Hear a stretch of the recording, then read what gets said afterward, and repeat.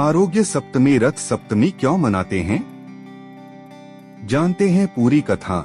मार्कंडेय पुराण के अनुसार पहले संपूर्ण विश्व में अंधेरा था। उस अंधकार में ही ब्रह्मा कमलयोनि से प्रकट हुए और उनके मुख से सबसे पहले ओम शब्द का उच्चारण हुआ।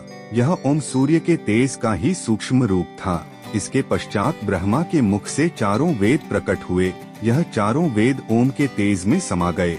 आकाश में दिखाई देने वाला सूर्य इसी ओम का स्थूल रूप है, लेकिन सूर्य का यह तेज इतना प्रचंड था कि सृष्टि के भस्म होने का डर था।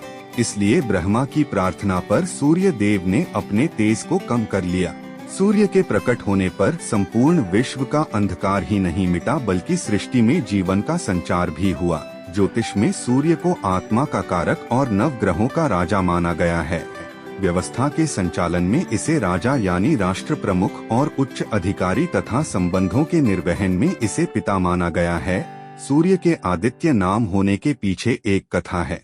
सृष्टि उत्पत्ति के समय कश्यप ऋषि की पत्नी अदिति ने कठोर तप करके भगवान सूर्य को प्रसन्न किया और वरदान मांगा कि वे उनके पुत्र रूप में जन्म लें। सूर्य ने उन्हें यह वरदान दे दिया और अपनी 7 किरणों में से एक सुषुम्ना किरण द्वारा उनके गर्भ में प्रवेश किया। अदिति के गर्भ से जब सूर्य का जन्म हुआ, उस दिन माघ मास के शुक्ल पक्ष की सप्तमी तिथि थी। अदिति के गर्भ से जन्म लेने कारण सूर्य का नाम आदित्य हुआ। सूर्य के रथ में 7 घोड़े होने के कारण इसे रथ सप्तमी कहा जाता है। इसके अलावा इस तिथि को आरोग्य सप्तमी, माघ सप्तमी, अचला सप्तमी, विधान सप्तमी आदि नाम से भी जाना जाता है। सूर्य के रथ में गायत्री, भ्राति, उष्णिक, जगती, त्रिस्तप, अनुस्तप और पंक्ति नाम के 7 घोड़े हैं। ये 7 घोड़े सप्ताह के 7 दिनों, 7 किरणों के प्रतीक हैं। सूर्य के रथ का पहिया संवत्सर वर्ष और उसमें लगी 12 तीलियां 12 महीनों को दर्शाती हैं। इस साल 16 फरवरी को रथ सप्तमी है। रथ सप्तमी से जुड़ी एक अन्य कथा भी है।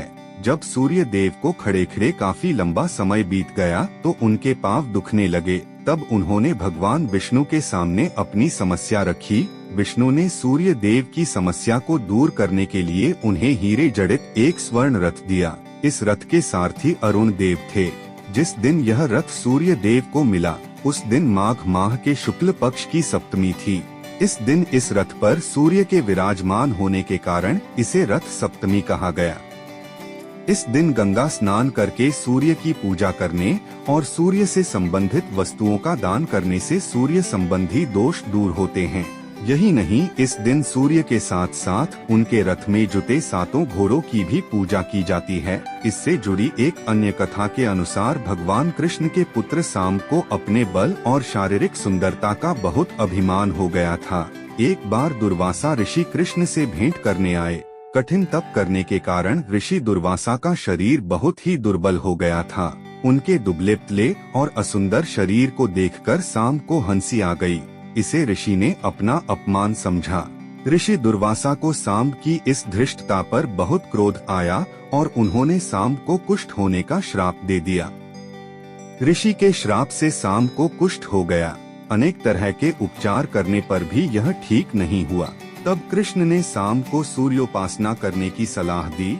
सूर्य की उपासना करने से साम्ब को कुष्ठ रोग से मुक्ति मिली। इसलिए इसे आरोग्य सप्तमी भी कहते हैं।